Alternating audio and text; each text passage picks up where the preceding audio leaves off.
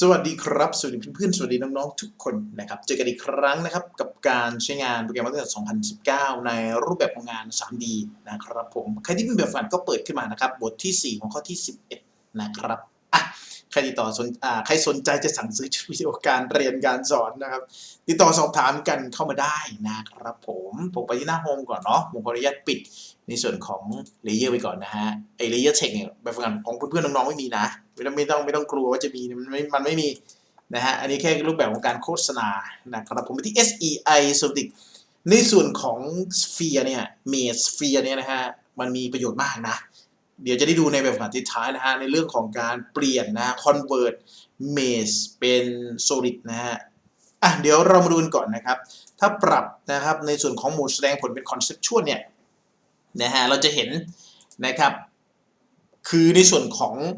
รูปแบบนะฮะในส่วนของรูปแบบคำสั่งสเฟียร์นะครับคำสั่งสเฟียร์แบบเมชเนี่ยมันจะถูกควบคุมโดยเส้นที่เป็น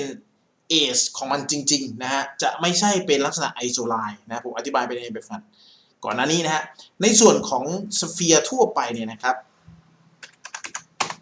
ในส่วนของสเฟียร์ที่ใหญ่เริ่มเลยในส่วนของสเฟียร์ที่ถูกสร้างจากโมเดลนี้นะฮะนี่นะครับ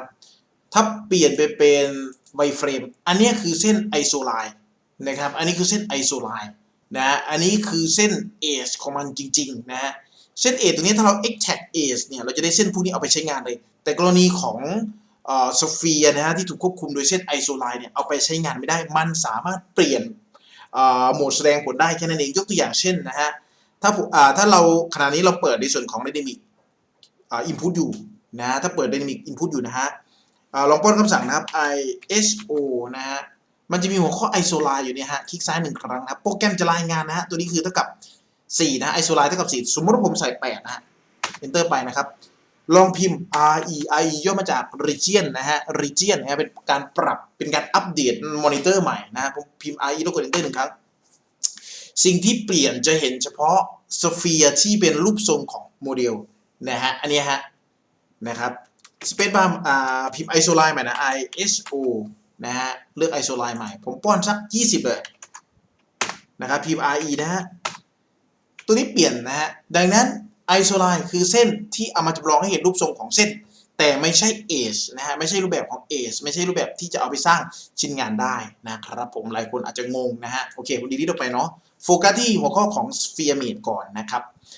Sphere Mesh นะฮะก่อนอื่นเราก็ไปที่หัวข้อ Mesh นะครับคำสั่ง Sphere นะฮะคลิกจุดที่ต้องการสร้างนะครับผมพิมพ์ค่าแรกนะครับก็คือค่ารัศมีนะฮะถ้าเราเปลี่ยนเป็นถ้าเราใช้คำสั่งพิมพ์ D ก่อนนะอย่างเช่นคลิกจุดที่ต้องการสร้างนะครับพิมพ์ D enter ค่าที่ป้อนจะเป็นค่าเส้นผ่าศูนย์กลางเช่นป้อน100เนี่ยนะฮะมันก็จะออกมาเท่ากับวงกลมนี้ที่ถูกสร้างในตอนแรกนะครับง่ายๆไม่มีคำสั่งซับซ้อนเดียวจะได้ดูนะฮะว่าการ convert นะครับระหว่าง mesh ไปเป็น solid เนี่ยถ้าใช้ sphere แบบ mesh หรือ mesh sphere เนี่ยมันจะให้เส้นนะครับสำหรับการดีไซน์งานได้ค่อนข้างที่จะ perfect เลยนะครับผม